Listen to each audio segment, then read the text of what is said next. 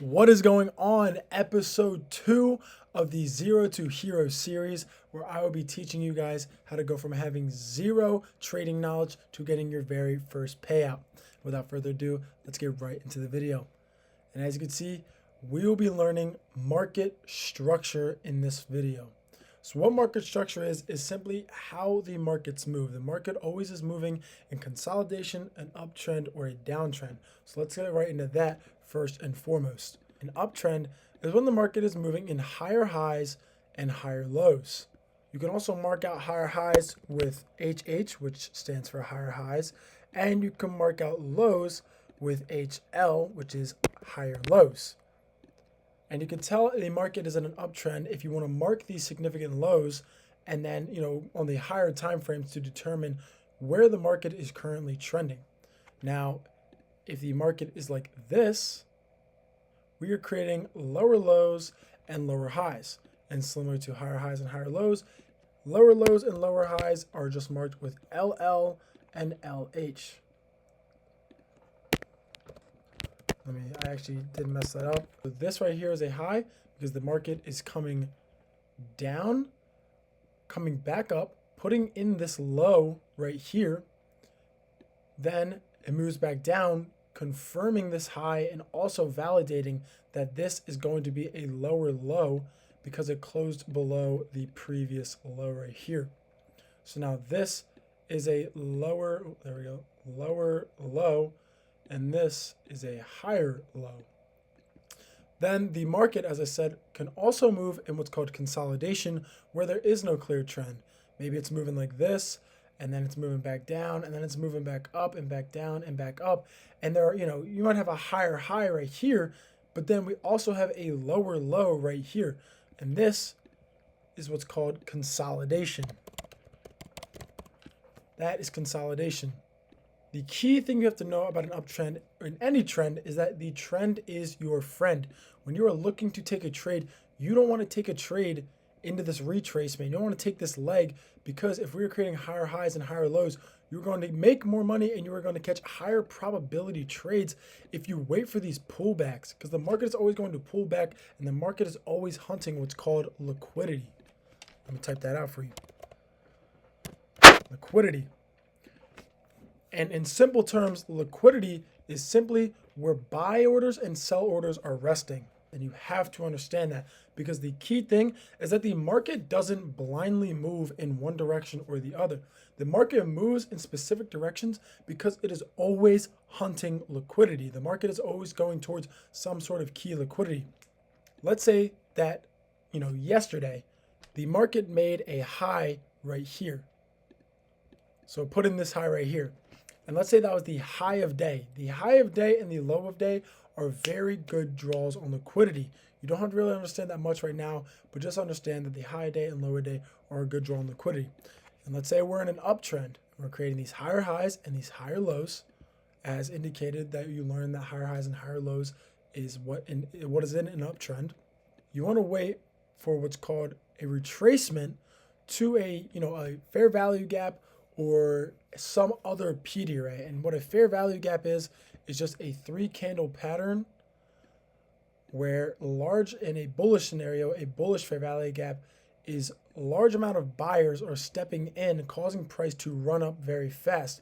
So a fair value gap will be a 3-candle pattern, and you mark it. So let's say there's a wick here, because all candles have wicks. It's a 3-candle pattern just like this. And like I said, this would be a bullish fair value gap because it's going up, to ignore the red. I know it might be a little confusing. And you mark a fair value gap out by marking the low of the highest point of the low candle on the far left, and then the top of it is the lowest part of the wick on the highest candle in this 3-candle pattern, and then you can draw a square. A lot of times I will use this rectangle thing or the rectangle, tool, and I'll just mark it out just like that. So oftentimes, not all the time, obviously, but the market will, it'll run up and then retrace typically into a fair value gap or other things, because a fair value gap is considered liquidity, and there's major liquidity and there's minor liquidity, and fair value gaps on the lower time frame tend to be minor liquidity. So when the market is targeting these major liquidity pools, like a daily high, we're going to retrace into minor liquidity pools like a 3-minute, a 5-minute, a 15-minute fair value gap if we want to target these higher time frame liquidity pools like 1-hour gaps, 4-hour fair value gaps, daily highs, daily lows, session highs, and session lows.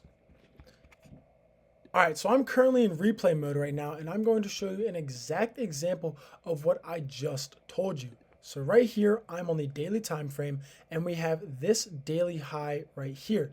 The daily high is this top point of the wick, and the daily low would be the bottom point of this wick. But again, as you can see in my top left, I'm on the daily time frame. So each of these candles takes a day to open and then close.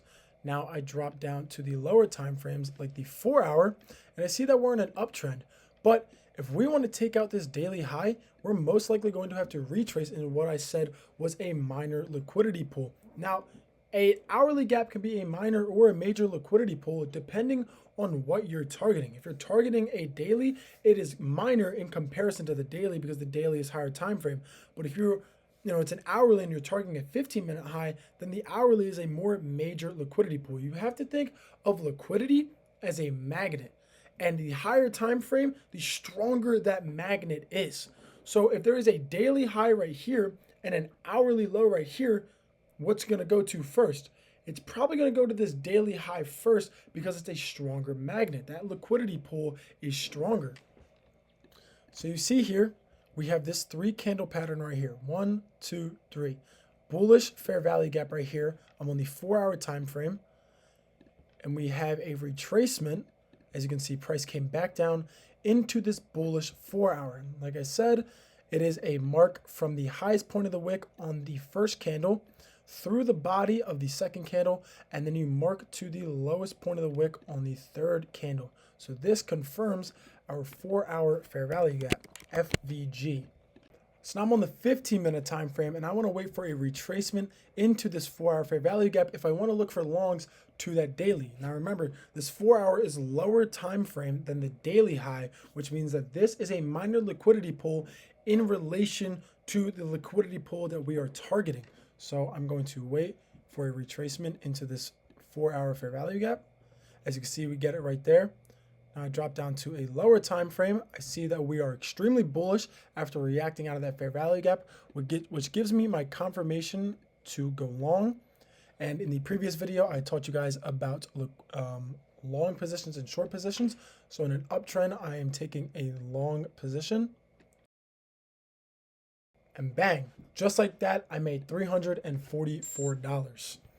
So that right there is just a simple example of how liquidity pools work and how you want to wait for a retracement into those lower time frame liquidity pools if you are going to target a higher time frame liquidity pool like a daily shown in this example.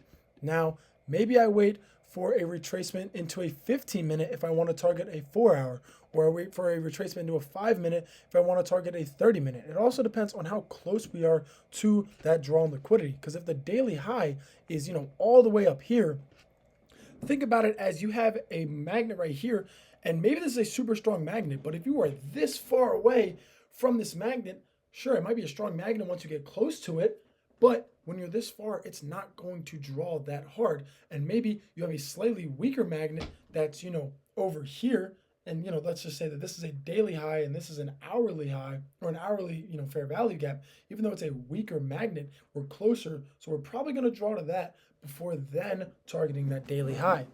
Now we're going to play a little game called Which Way is the Market Trending, where I'm going to show you a trend in the market and you are going to have to tell me whether we are in an uptrend, a downtrend, or if we are consolidating. All right. So this first one, we're going, price is moving. Now tell me, I'll give you 3 seconds. Which trend is the market in right now? 3, 2, 1. If you said uptrend, you would be correct. And how did I know that we were in uptrend? Well, as price progressed, we put in this lower low, and then we came back up, put in this higher high. Let me move that. Then pulled back again slightly, putting in this higher low, because this low, while it still is a low, is higher than this low that we put in here. And then again, after putting in that low, the market ran back up again, putting in a higher high. And again, that is a higher high because it is higher than the other highs that we put in the market. Time for your next test. Is this a uptrend, a downtrend, or is price consolidating? I'll let this run for just a few more seconds and then let you guys determine. All right, now, are we in an uptrend or are we in a downtrend? 3, 2, 1. If you said that we were consolidating, you would be correct. But here's the caveat. If you thought that we were in a downtrend up until here, you would have been correct because we were putting in lower lows and lower highs. We had this high right here. We have this high right here. And then we have this, and then we have another high right here. And as you can tell, these three highs get progressively lower. But where it really comes in is the lows that make the trend turn into consolidation. So if you look here, we put in this low. And then again, we put in another low, which does end up being a lower low. So until this point, yes, we were in a downtrend. But then the next low that we put in the market is right here. And this ends up being a higher low than the previous low. So now we have a low, lower low, and then higher low. So look, if we cut off right here, we see that we create that lower low. But then if we cut off right here, we don't see price come back down to continue this downtrend. So yes, from here until this line right here, we were in a downtrend, but then eventually price began coming back up and creating an uptrend. So we were in more of a consolidation phase throughout here, because if I make a big box, all of it falls within this range. We're not breaking out of it. We're not coming into it. It's just straight in this box, and price really isn't going anywhere. So again, if you said downtrend up until this point, you would be right. Again, if you said consolidation, you would also be right. And like I said, the market is always targeting liquidity. So you may be wondering, oh, why did the market start to begin an uptrend after we were in such a downtrend for so long? Well, I'm on the 4-hour time frame right now. And as you can see, there's this very obvious 4-hour low that we put in right here. And we are on a downtrend in this leg of price right now. But overall, the last, couple days have been very, very bullish. This is from July 17th all the way until July 21st. So we have been extremely bullish. So this movement right here is likely just a pullback into another liquidity pool before allowing price to continue higher. Time for our next test called Find the Fair Value Gap. So in this little chunk of price right here, there are multiple fair value gaps, and I want you to find at least 2 out of all the fair value gaps that are in this area of price. And if you don't remember, a fair value gap is when a large amount of buyers or sellers step into the market, causing a 3-candle pattern and leaving a large gap between this first and third candle. So with that large gap being left, that space between the highest point of the wick on the first candle and the lowest point of the wick on the third candle going through the body of the second candle creates this fair value gap.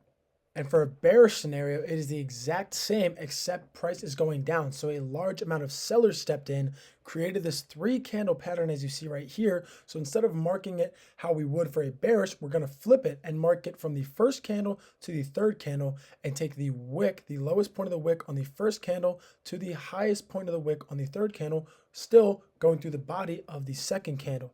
So let's play the game. I will give you guys 5 seconds to find 2 fair value gaps in this chunk of price to the left, and then I will mark out every single one that is in this area. There are 6 fair value gaps in this chunk of price. We have the first one right here, which is a bullish one. Our second one is very small. It is a bearish fair value gap. Our third one is a bullish fair value gap. Our fourth one is a bearish. And our fifth one is also a bearish.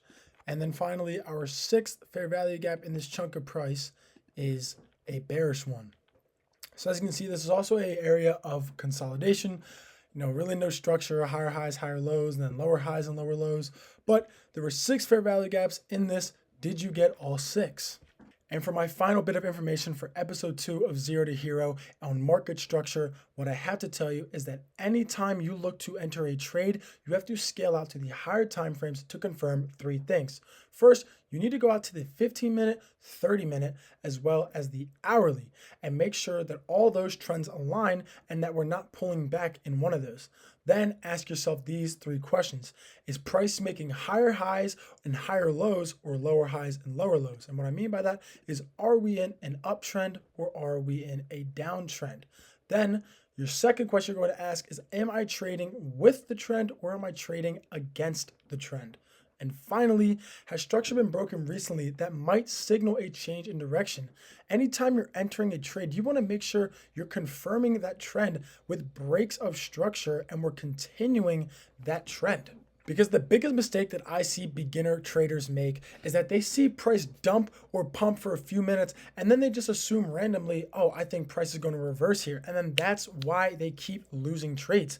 I'm telling you, the trend is your friend, and always trade with the trend, because there are very few times in your beginner trading careers that you are going to be trading against the trend. Market structure is the foundation for everything, and nothing you will learn will work unless you fully master the market structure.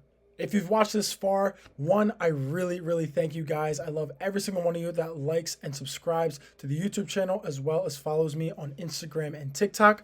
If you want to see trade breakdowns every single day, as well as my bias and helping beginner traders, make sure to join my Discord, which I will have linked in the description below, as well as all my other socials. But again, thank you so much for watching this video. Stay blessed, stay dangerous, stay trading.